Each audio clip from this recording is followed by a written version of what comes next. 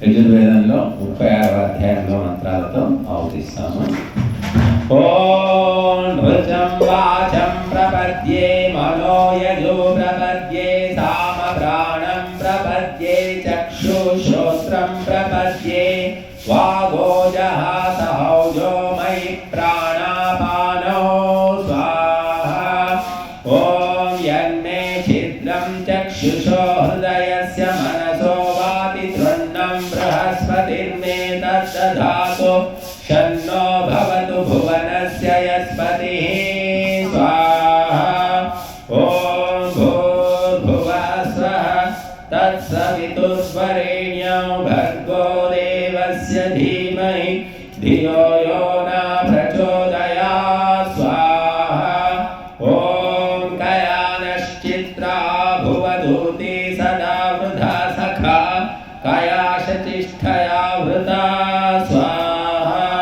ఓం కస్త్వా సత్యో మదానాం మహిష్ఠో మత్సదంధసః దృఢాచిదారుదేవసో స్వాహా. ఓం అభీషుణః సఖీనామవితా చరిత్రోణాం శతం భవాస్యూతిభిః స్వాహా. ఓం కయా త్వన్నభూత్యాభిభ్రమందసే వృషన్ కయా స్తోతృభ్యాభర స్వాహా. ఓం ఇంద్రో విశ్వస్య రాజతి షన్నో అస్తు ద్విపదేశం చతుష్పదే. ఓం షన్నో మిత్రా శం వరుణః శం नो భవద్వర్యమా షన్న ఇంద్రో బృహస్పతిః షన్నో విష్ణురుక్రమః స్వాహా. ఓం షన్నో వాతా భవతాం షన్నః సపతు సూర్యః షన్నకనిక్రదద్దేవా పర్జన్యో అభివర్షతు స్వాహా.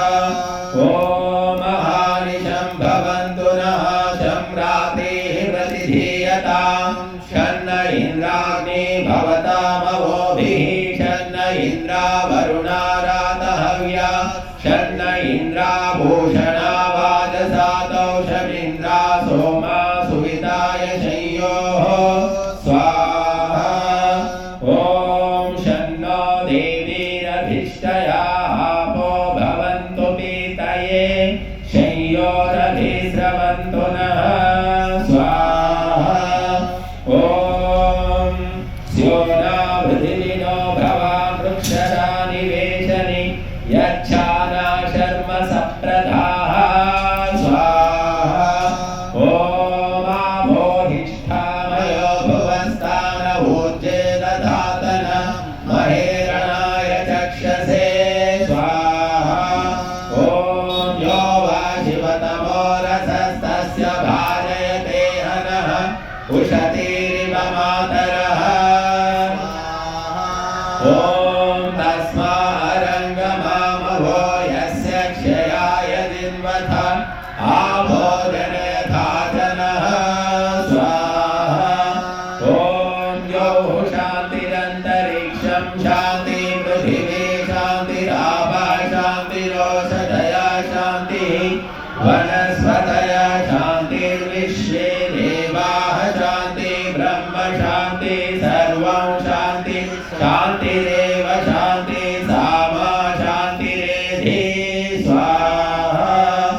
ఓం ధృతే ద్రుహమా మిత్రస్య మా చక్షుషా సర్వాణి భూతాని సమీక్షంతాం మిత్రస్యాహం చక్షుషా సర్వాణి భూతాని సమీక్షే మిత్రస్య చక్షుషా సమీక్షామహే స్వాహా. ఓం ధృతే ద్రుహమా జ్యోక్తే సందృశి జీవ్యాసం జ్యోక్తే సందృశి జీవ్యాసం స్వాహా. ఓం నమస్తే హరసే శోచిషే నమస్తే అస్త్వచ్చిషే అన్యాస్తే అస్మత్తపంతు హేతయః పావకో అస్మభ్యం శివో భవ స్వాహా. ఓం నమస్తే అస్తు విద్యుతే నమస్తే తనయిత్నవే నమస్తే భగవన్నస్తు యతః స్వః